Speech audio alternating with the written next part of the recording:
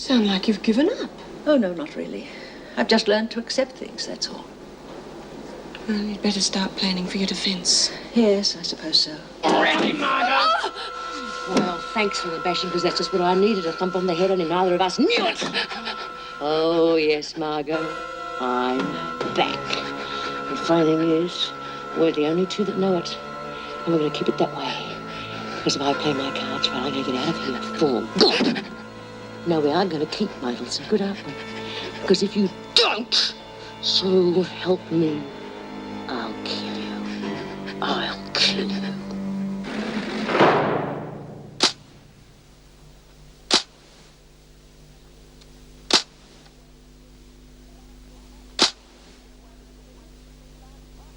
You'll never get away with it, Bea. They're bound to find out sooner or later that you're conning them. Why should they? They already believe I've lost my memory, unless you're going to tell them any different. Of course I wouldn't. Of course you wouldn't. Because if I get out of here, you'll be top dog again. But if I don't... What's going on here? Nothing, Miss Bennett. Just asking Bea how she was. Is that why she was hanging on to you by your throat? Please, you've got me out of here. I can't Get stand your it. hands off me, Smith. You know the penalty for assaulting an officer? But I can't stand being Shut here up. alone, please. Your play acting might fool Dr. Weissman, but it certainly doesn't fool me. Now get to the dining room. The bell went ages ago. Please let me out of here. You've got Stand to back from the door.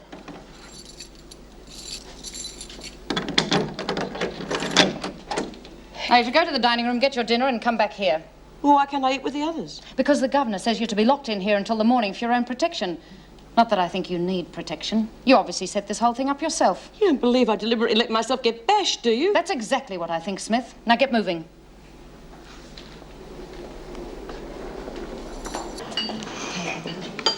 Jelly's got your fruit taken.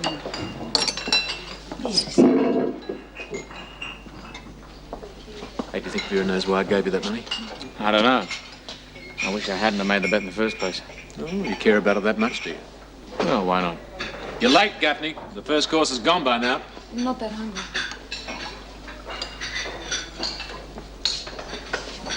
Hey, that's Beast, you know. I was saving it for her. Well, she's not here, is she? There she is. Hey, Bea, come over here and get your dinner. I've been saving it for you. It's nice to have friends, isn't it, Smith? Now go and get your dinner.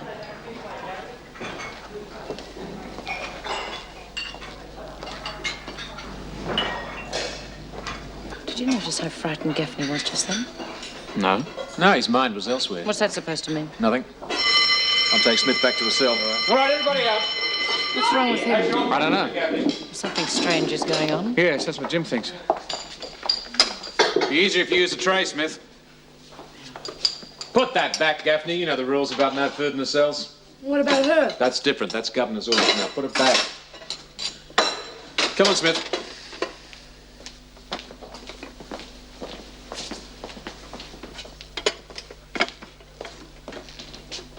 I don't suppose you can remember who attacked you.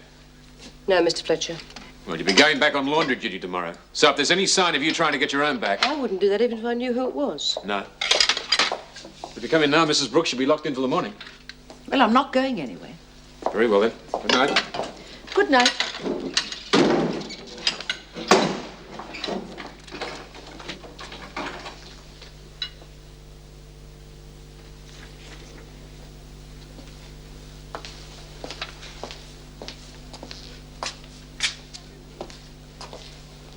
Habit's a funny thing, isn't it, Bea? What? I said, habit's a funny thing. You're pacing up and down the cell just the way you used to all those years ago. I don't remember. Oh, I know you don't. As I said, it's just habit. Like Margot in the dining room. She knows she's got no reason to be scared of you anymore, but she didn't fight with you over that dinner, did she? Oh, well, it's just habit. Very hard to break one's habits.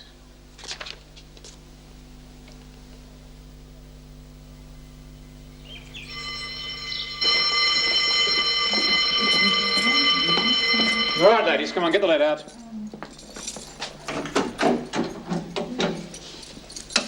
Come on, Gaffney. You'll miss breakfast as well as dinner. Get a move on there.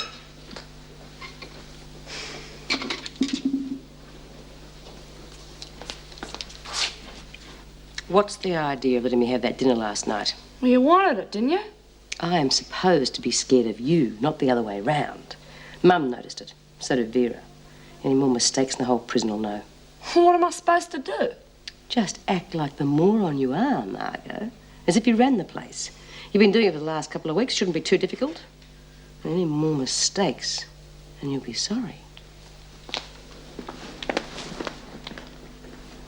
Hey, I just saw Vinegar Tits and that new screw arriving for work together.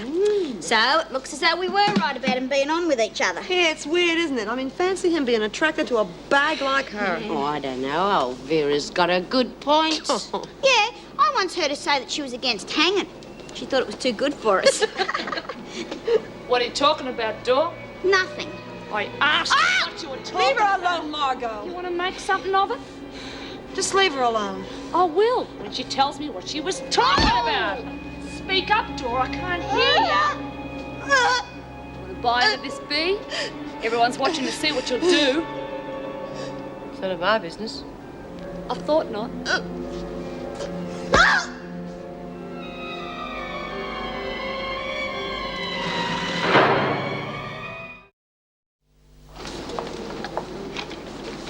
Brooks, the governor wants to see you.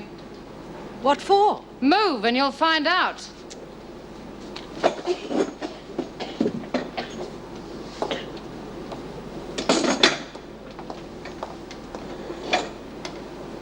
Take over the press, would you, Lil? Hey, Smith. Give us a light, would you? Watch it, Margot. Remember, it's only an act. What you say, Smith? I can't hear you. You must want to get out of here real bad, Bee.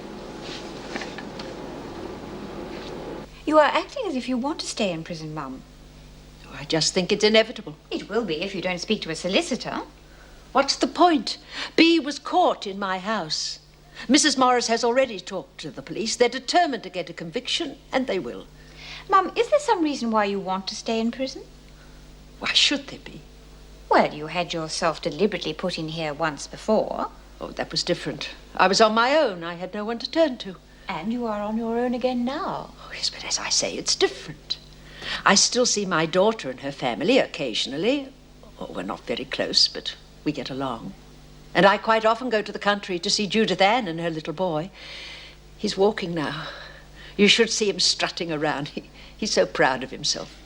You haven't told your family you're back in here. No. You will have to if you are convicted. Mrs. Davidson, I know what you're trying to do. You're trying to give me some reason to fight. But it's hopeless. Being back in here has brought it all back to me, the violence and the pettiness. When you're a convicted criminal, you've no chance. Well, Smith doesn't agree with you. She's fighting her charges, and with her amnesia, she has a good chance of winning. If she is fighting, so should you. The point is, she didn't know she was an escapee when she came to you. But I did. I knew exactly who she was and that she'd escaped. Now, no matter what she claims, nothing can change that. What do you mean, claims? Just a figure of speech. Erica Davidson? I see. Send him to my office, will you? Thank you. Dr. Weissman is here to see Smith. Would you bring her to my office, please, Miss Bennett? You still have until tomorrow to change your mind, Mum. And we can still get a solicitor for you. I won't bother. Thank you, Mrs. Davidson.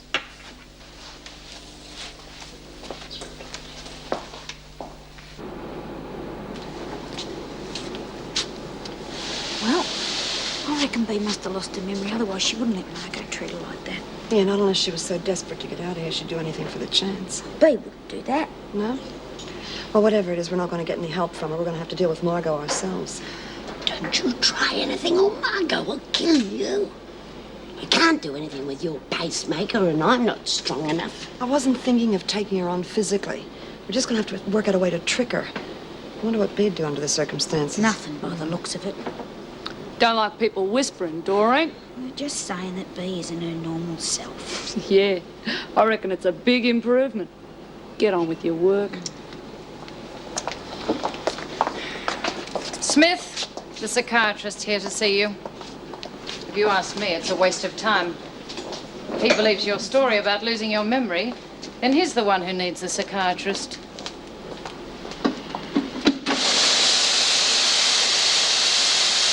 Thank you for letting me use your office so I can speak with Smith again, Mrs. Davidson. Oh, that's all right. I have an appointment with the department. What are the clippings? Oh, just some reports from Smith's past. You're hoping they'll jog her memory. No, not particularly. I just want to convince her that these things really happened. Put her mind at rest so she's more able to, accept her condition. To be perfectly frank, I don't mind if she never regains a memory. That's an odd attitude for a doctor. Well, which would you prefer? With a memory, a double murderess whose only answer to any sort of problem is violence? Or without a memory, a normal housewife trying desperately to bring the strings of her life back together again? I don't suppose there's any chance that she hasn't lost her memory and that she's faking. No, not at all. What makes you ask? Oh, it's just something one of the other women said. It was just a thought, really. No, I don't think even Smith would be clever enough to keep up the pretense for this long. You know, I think you'd be disappointed if she were faking. This case absolutely fascinates you. Well, it does make a pleasant change trying to get someone out of prison rather than trying to keep them in. Yes, I suppose so. I just wonder whether Smith is the right choice. Come in. Smith's here. Oh, good. Bring her in. And would you wait outside, please? Yes, Miss Mrs. Davidson. Inside, Smith. What's happening in there? Oh, Smith's talking to Dr. Weissman, wasting his time and mine having to wait for her. You've got an obsession with that woman, you know that? What do you mean? Well, you're always talking about her. Well, I didn't talk about her last night. No, you didn't, did you? Is it all right for tonight? Yes, I'll cook something for us at home. That's if I ever get out of here before the shops close. Well, don't worry, we can always get some takeaway. Shall I bring my uniform? What for? Well, it'll save me going home for it in the morning. Oh, you waiting to see me, Mr. Harrison? No, I was just passing by. I'll talk to you later, Miss Bennett. I'm off to the department. Would you wait here in case Dr. Weissman needs you? Yes.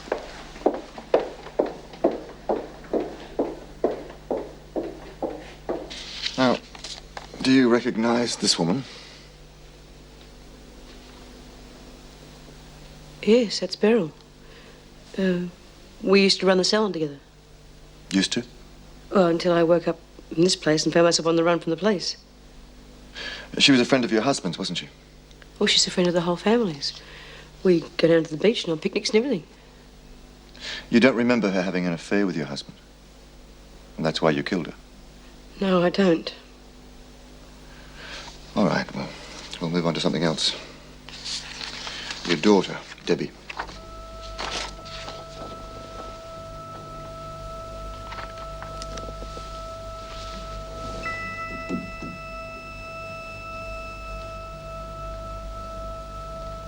Do you remember the circumstances of her death? No.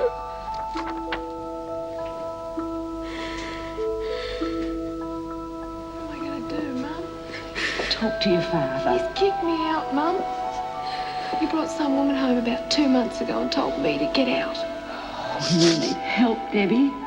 Someone has got to help. I wanted you to help me, Mum. Mrs. Smith?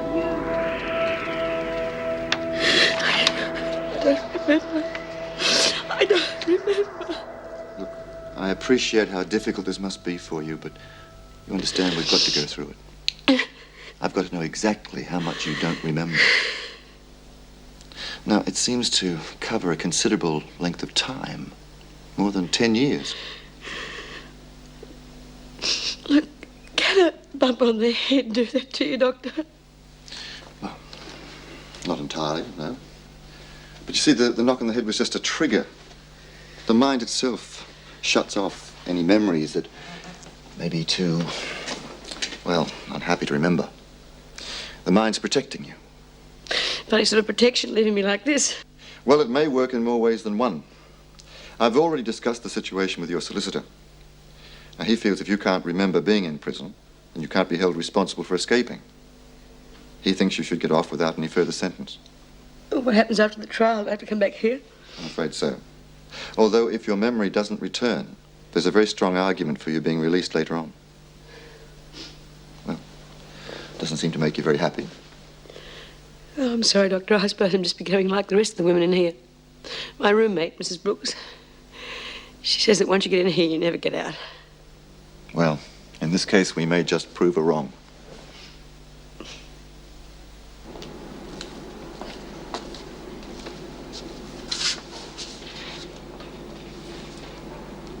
What's the matter? Didn't he believe you? Oh, yes, he believed me, right? Then why so glum? He showed me the coroner's report and how Debbie died. It made you feel guilty, did it? Using Debbie's memory like that? Well, you've used so many people, I wouldn't have thought one more would make any difference. I don't know what you're talking about. Oh, come off it, Bea. I know you'd lost your memory when you arrived at my place, but you've got it back now. What's the point? Now you're just using it to try and get out of here, and you don't care who gets hurt in the process. How you could stand by and let Margot beat up young Doreen, I don't know. Well, you were there too. Well, I couldn't have stopped her. You could. What was I supposed to do? Give myself away and spend the rest of my life rotting in here just to save Doreen a beating? She's had plenty. There was a time when your friends always would have come first. Yeah, well, things changed. There was a time when you had some guts. But you're not even going to fight in court tomorrow. If you think what I let Margot do to Doreen was bad, it's nothing to what's going to happen to you in court. You could die in here. But I've got no choice. You could say you were too frightened to go to the police. You could say I threatened to kill you. And what would that do to your case? Nothing. I had lost my memory. I don't remember a thing. Mum, you've got to fight. You can't let them grind us into the dirt. Don't worry, I won't let Margot hit Doreen again. Well, how will you manage it without giving yourself away? Oh, don't you worry. I'll manage it.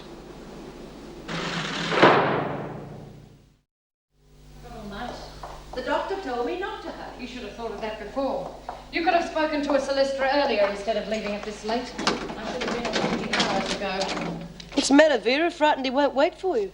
Given up pretending you don't know what's going on, have you, Smith? No, just something I heard one of the other women saying. Mind you, I can't remember which woman it was. Be careful, Bea. You'll give yourself away. Oh, everyone knows Vera doesn't believe me. And no one's going to believe her unless she can get someone to back her up. You're not going to give evidence against me, are you, Mum? I'm afraid I may have to. Oh, not about your amnesia. About the things I saw you do when we were in here together before. My solicitor thinks it will help explain why I was afraid to go to the police when you arrived at my house. What sort of things? Oh, the fights with Frankie. The riot when Bill Jackson was killed. Burning young Lynn's hand under the press. Did I really do all those things? Well, just as well I can't remember. I'd never be able to sleep at night.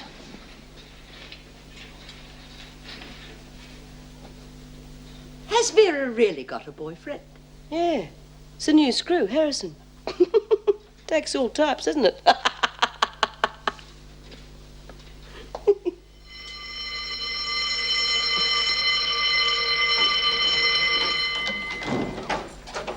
Come on, ladies, up you get. Now, these dresses have been laundered for your court appearance today. I'll be escorting you to court, so be ready at reception at 9 o'clock sharp. Mrs. Brooks, you better take your tablets along with you. Could be a long day. Yes, all right. And remember, 9 o'clock sharp. Oh, well, it'd be nice putting a proper dress on for a change. Still, who knows, after today, I might be wearing this sort of dress all the time. Yes, and then maybe you'll be able to come and visit me. Without the cops busting in, you mean? Look, don't get your hopes up too high, Mum. Even if the court lets you off, the parole board could still get you. No. Mrs. Morris is my parole officer, and she's already told me that if I'm not convicted, she won't be putting in an adverse report to the board. I'll be free. Good luck. Same to you. What are you going to do about Doreen? Don't you worry. I'll fix that on the way to the showers.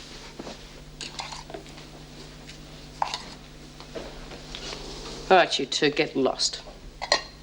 You heard her.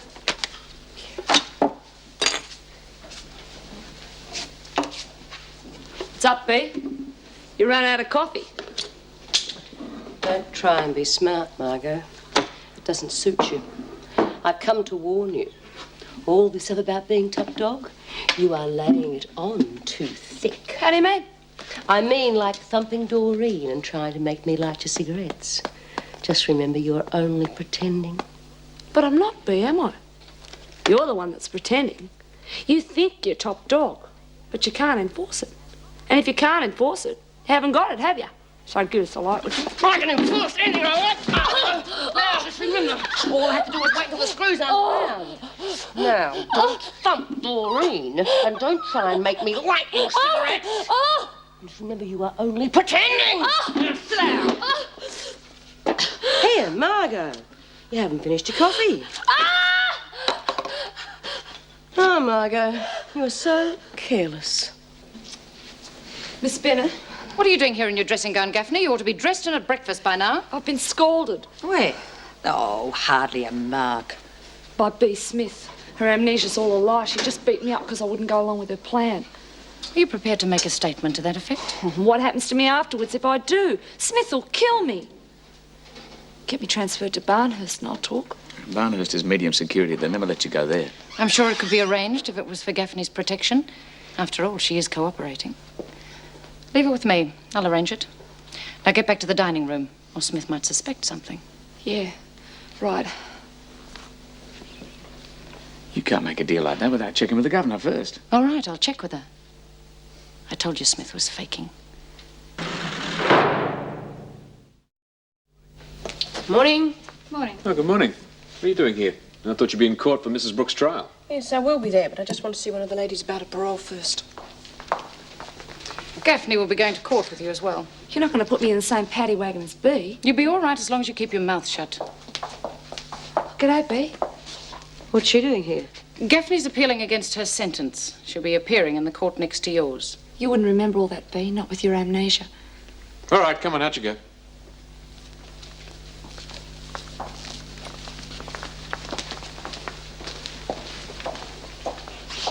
Where's Gaffney going to court? She's going to testify against Smith to prove once and for all that her amnesia is a pack of lies.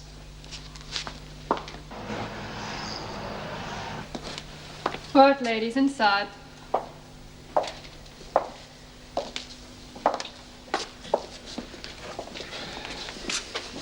Yeah, how come she's in with us if she's appearing in a different court? There isn't room anywhere else. I would have been in a different cell. There isn't any room, Gaffney, so keep quiet.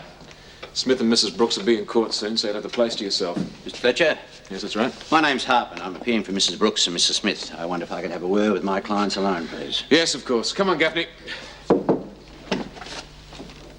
Right, there's just a few procedural points I'd like to go through with you before we get into court. How can you defend both of us? Pardon? If Mum's case depends on blackening me, you're not going to do me much good. Mum. That's what the women in prison call me.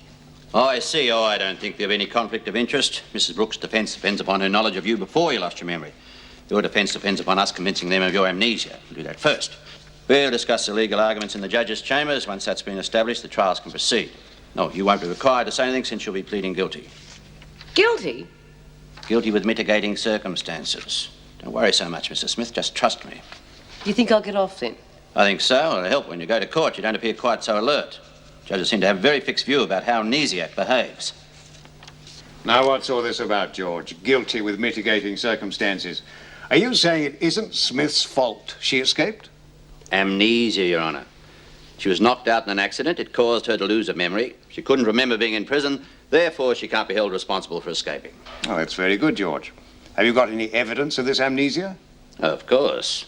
Found yourself a tame psychiatrist, have you, George? He found me. Dr. Wiseman, the Department of Corrective Services. Carl. Is he giving evidence? He's outside now. Well, wheel him in. Oh, Carl isn't easily fooled. Oh, come in, please, Doctor. Thank you. Carl, how nice to see you. Your Honour. You know Frank Waller, don't you? How are you? Bit unusual to find you giving evidence for the defence. Yes. A coffee? No, thanks, Your Honour. Well, sit down, sit down. Thank you. Now, what's all this about amnesia? Genuine, is it? Well, I think so. I was called to the Wentworth Detention Centre by Erica Davidson. She was convinced that Smith had lost her memory. After examining her, I agreed. When was this? About a week after she was recaptured. She was still showing signs of disorientation. No recollection at all of any of the events connected with her two imprisonments. So she claimed. I believed her. Have any other doctors examined her? No, but we will be doing further tests. Now, if her memory doesn't return, it raises the question of whether she should be in prison at all. She could be released on psychiatric grounds. And what if her memory does return? Well, it doesn't affect this case, does it? The point is, if she had lost her memory at the time of the crash and wandered off, she was not responsible for her actions. That seems pretty clear. And what do you make of it, Frank? The whole thing's a fraud. Smith's obviously pulling the wool over everyone's eyes. You're questioning my professional opinion without evidence. But I do have evidence, Doctor. I have a witness who's prepared to swear that Smith's amnesia story is just a pack of lies. Medical evidence? One of the other prisoners. Oh, I see. Well, the respective merits of the evidence will have to be decided by the jury. All I can say is that if the amnesia is proven, I shall direct the jury to accept the plea of guilty with mitigating circumstances. I take it Mrs. Brooks is still pleading not guilty? Oh, yes, Your Honour. Very well. I'll see you all in court. Thank you. Thank you, Dr. Wiseman. Now, you know we don't get around. Members of the jury, you have already heard the evidence of Detective Sergeant Rouse concerning the accused's escape from custody and her eventual recapture at the home of Mrs. Brooks. These facts the defense does not dispute.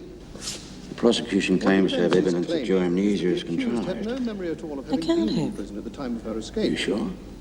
Mr. Hartman, when I was arrested, I couldn't remember a thing. Especially I still when you hear can't. the evidence of our next witness. The prosecution calls Margot Jane Gaffney to the stand. Call Margot Jane Gaffney.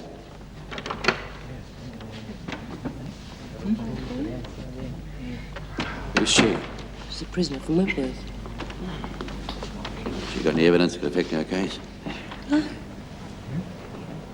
Place your right hand on the Bible and repeat after me. I swear by Almighty God I swear by Almighty God that the evidence I shall give that the evidence I shall give shall be the truth, the whole truth, and nothing but the truth. shall be the truth, the whole truth, and nothing but the truth. So help me God. So help me God. Please be seated. You are Margot Jane Gaffney, currently an inmate of the Wentworth Detention Centre. That's right. And you know the accused, Beatrice Alice Smith. Yeah, we're in the same cell block. Would you tell the court what conversation took place between you and Smith on the afternoon of the 17th? Yeah. I was walking along the corridor. She'd been locked in her cell. Why had she been locked in? She'd been in a fight. And what did the accused say to you? Well, I spoke to her first. I asked her if she was all right. She said she was. She said she didn't mind getting into a fight, as long as the screws didn't get onto her. She reckoned no matter what happened, she was going to keep pretending that she didn't know who she was. She reckoned she was going to get out of prison for good. You bloody liar! Sit down. Mr. Hartman, you will instruct your client to refrain from such outbursts? Keep quiet. Carry on like that and this jury will believe anything she says about you.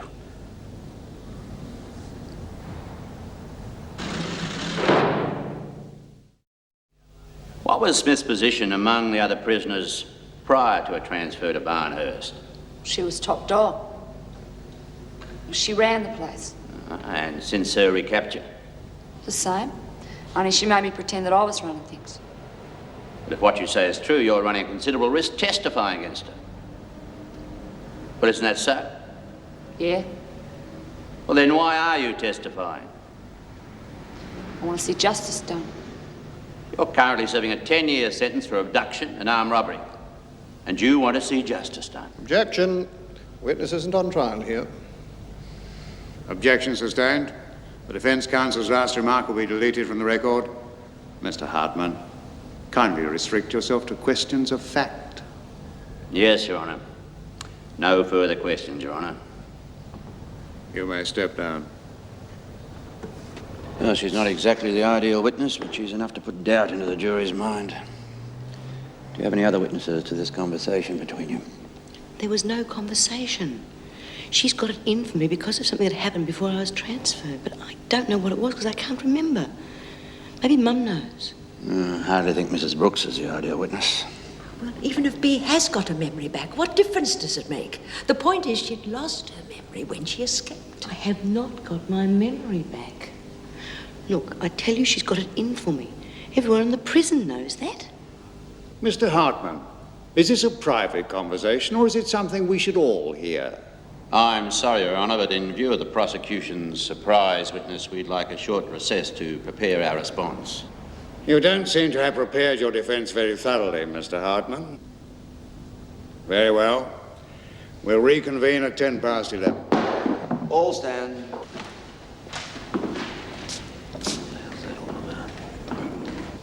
Now we should be able to talk in here. Now, what do you want to talk about? Well, I'd like your views on the relationship between Smith and Gaffney. Is it true there's bad blood between them? Well, yes, it was just the usual jockeying for position, wanting control over the other women. And until recently, Smith would have run out? Yeah, until recently. Mr. Fletcher, I'd like you to appear as a witness for the defense. Well, I don't see how I can help you.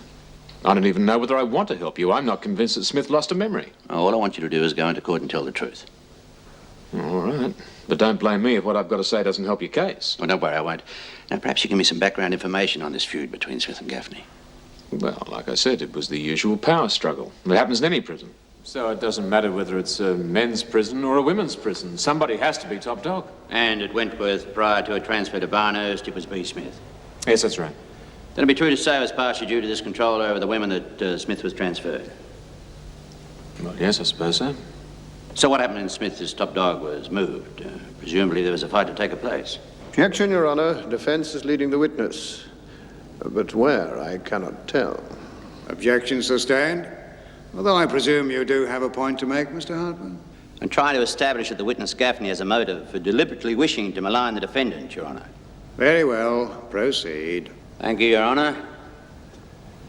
So, what did happen when Smith departed? Well, as you said, there was a fight to take place. And who won this fight? Gaffney. So, when Smith returned to the Wentworth Detention Centre, presumably Gaffney felt a newfound position of top dog threatened. A position she'd fought hard to obtain. Objection. I withdraw the remark. I'd like to move on to a statement given to the court earlier by Margot Gaffney. She stated the alleged conversation took place while Smith was locked in a cell. When asked why Smith was locked in a cell, she replied, she was in a fight.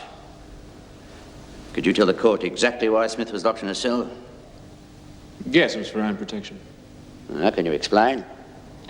Well, when Smith went missing earlier in the day, we mounted a search. We found her in the storeroom. She'd been beaten up, so the governor ordered her to be locked in her cell for her own protection. Was it ever established who attacked Smith? No, she couldn't or she wouldn't identify her attacker. Perhaps she was afraid. Tell me, who in prison would have enough muscle to order Smith to be beaten up? Objection, Your Honor. Defense is asking witness for an opinion. I don't think the question needs answering anyway, Your Honor. Objection sustained. Strike the last question from the record. And I must warn you, Mr. Hartman, not to try to make mileage out of questions that have been judged inadmissible. Proceed with your questioning. No further questions, Your Honor. Oh, thank you, Mr. Fletcher. Just wait till I can along Gaffney pick up Wentworth. Dr. Wiseman, you've heard the prosecution witness claim that Smith's amnesia is feigned. Is there any chance you think that your opinion of Smith's condition is wrong? That's always a possibility. Nobody's infallible. However, I have had considerable experience with the criminal mind. You've been employed by the Department of Corrective Services for how long? 15 years. 15 years. And in that time, it'd be pretty unusual for you to appear for the defense. Pretty unusual, yes. Unless I'm convinced the defense case is just. Thank you, Dr. Wiseman. No further questions, Your Honor. Thank you, Dr. Wiseman. You may step down. Mr. Waller, will you be presenting any medical evidence regarding the defendant's medical state? No, Your Honor. Well, in that case, this may be a good time to explain to the jury the defendant's plea. Basically, if you accept the defense's medical evidence that Smith had lost her memory at the time she escaped lawful custody, and the prosecution are offering no alternative medical evidence, then you must accept the plea of guilty with mitigating circumstances. Clearly, if the accused has no memory of ever having been in legal custody, she cannot be held responsible for escaping from such Mrs. Morris isn't even here yet. She's my only witness. Now, shall we move on to hear evidence? Don't on the worry, other she'll be charges? here. I hope so.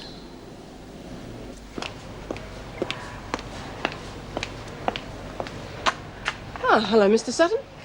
Oh, Mrs. Morris. You wanted to see me about Nick? Yes. Well, how's he handling his first day? He didn't turn up. What? He didn't turn up. But it doesn't matter anyway. I've been on to the CES and they're sending somebody else down. Oh, well, there must be some explanation. Look, if I could get hold of him straight away, would his job still be available? No, it's too late. Couldn't you give him just one more chance? He's had his chance. Look, Mrs. Morris, there are thousands of kids out of work and I end up doing this job myself. Now, I'm not giving him special treatment just because he's got a criminal record. I'm not asking for special treatment. That's exactly what you're asking for. I'm sorry, Mrs. Morris, but there are too many kids who want to work. And if he's too lazy, I reckon you're wasting your time with him.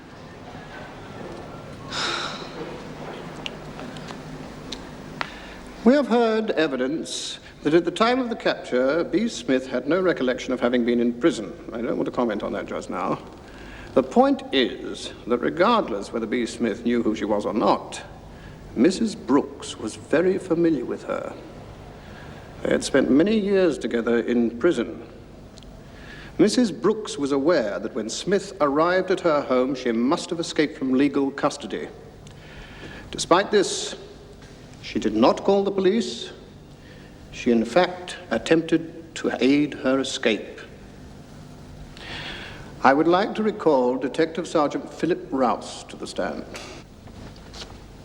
Call Detective Sergeant Philip Rouse. Who are you looking for now? Mrs. Morris. She still hasn't arrived. Don't worry, she'll be here. You realize, Sergeant Rouse, you're still under oath? I do. Sergeant, when you received news that Beatrice Smith had escaped legal custody, what action did you take? The usual. We checked all known associates, warned them that it was an offence to assist Smith, and that they should contact the police immediately if they saw her. And it was in this capacity that you visited the home of Mrs. Brooks? Yes. We later placed the house under surveillance when we received information that Smith had visited the premises. So where did you get that information? Mrs. Morris, the accused's parole officer. And whilst you were watching the house, what happened? We saw Smith enter the premises. We followed her in and caught Brooks handing her money. We then arrested both Smith and Brooks. No further questions?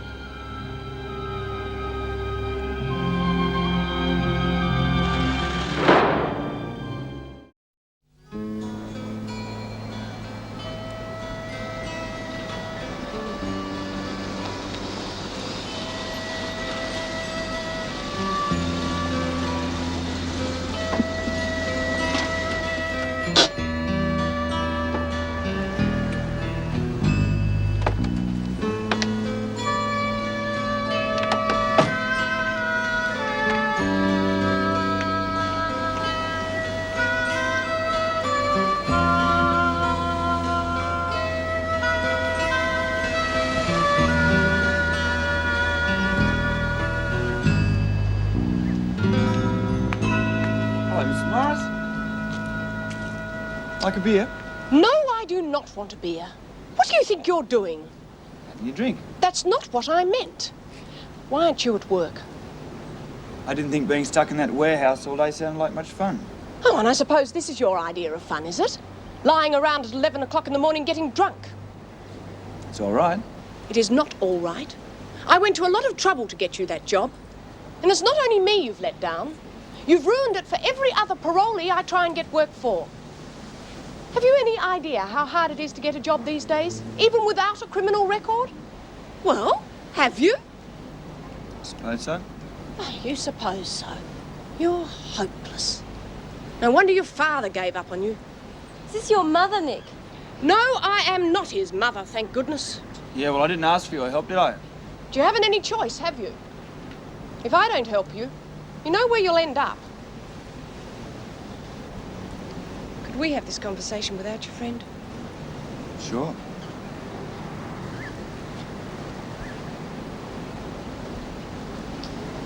Well, come on.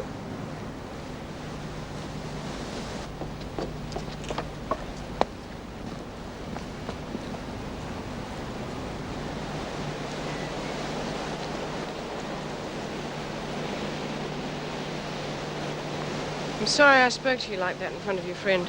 I didn't mean to embarrass you. I wasn't embarrassed. Weren't you? I would have been. Why didn't you turn up for that job? I don't know. You seem to be deliberately making life difficult for yourself. Why? Honestly, Mrs. Morris, I just don't know. I guess because everyone else has given up on me, I've given up on myself. I haven't given up on you. No. But it's your job, isn't it? It's a little bit more than that. If I didn't really care, the money they pay me wouldn't be nearly enough. And why do you do it? Because I do care. I'm sorry I let you down. It's not me you've let down. No. Do you think it'd help if I went to see Mr. Sutton now? You won't get that job. I know, but if I just apologised... Well, I suppose it could help. Would you come with me? No, I'm due in court. Well, what about later on? I'm going to be tied up all day. As a matter of fact, I must be off now. I'll see you later. Heard the prosecution witness claim that there was no threat of violence to Mrs. Brooks at the time of her arrest. What's he waffling on But about that Mrs. for? We've already Brooks been was through afraid that. and had in fact for time contacted the authorities on a previous occasion when Smith had visited her home. Mr. Hartman, are you going to call a witness to prove Mrs. Brooks contacted the authorities? Yes, Your Honour. Then kindly do so. You'll have plenty of time for your summation later. Yes, Your Honour. Call Mrs. Margaret Morris. Call Mrs. Margaret Morris.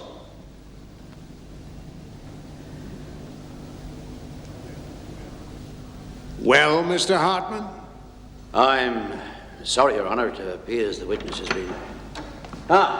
here she is, Your Honour. About time. Well, let's get on with it, shall we? I do have other cases to hear. When Mrs. Brooks came to you and told you Smith was at her home, what did you do? We went back to Mrs. Brooks's house.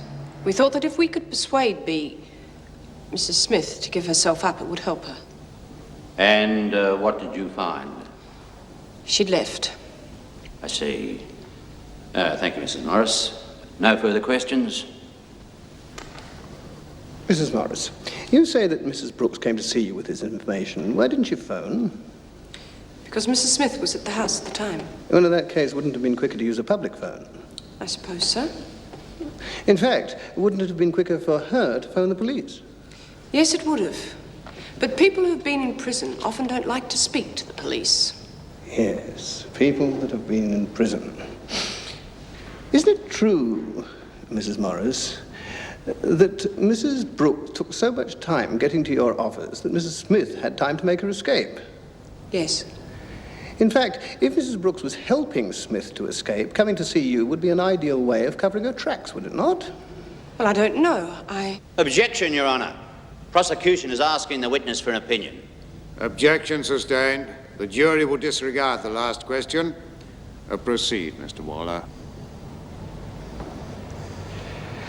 Mrs. Morris, on the second occasion that Smith visited Mrs. Brooks' home, the occasion when she was actually arrested there, did Mrs. Brooks advise you that Smith had returned? No, but there wouldn't have been time. Mrs. Morris, just answer the question, yes or no. Did Mrs. Brooks advise you that Smith had returned? No. No. She didn't advise the police either. Thank you, Mrs. Morris. No further questions. Thank you, Mrs. Morris. You may step down.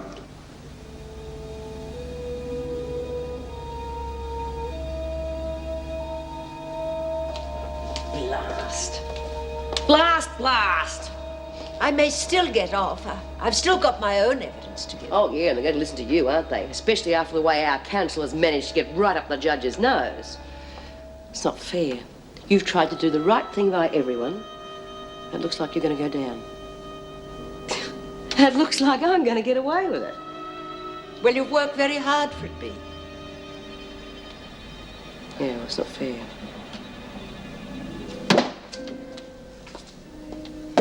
Hey, you out there, come on, open up. Yeah, I want to speak to our counsel. he's at lunch. All right, I'll see if I can find him. Bea, what's the point of speaking to him? I'm going to testify for you. I can't stand by and let you go back to jail.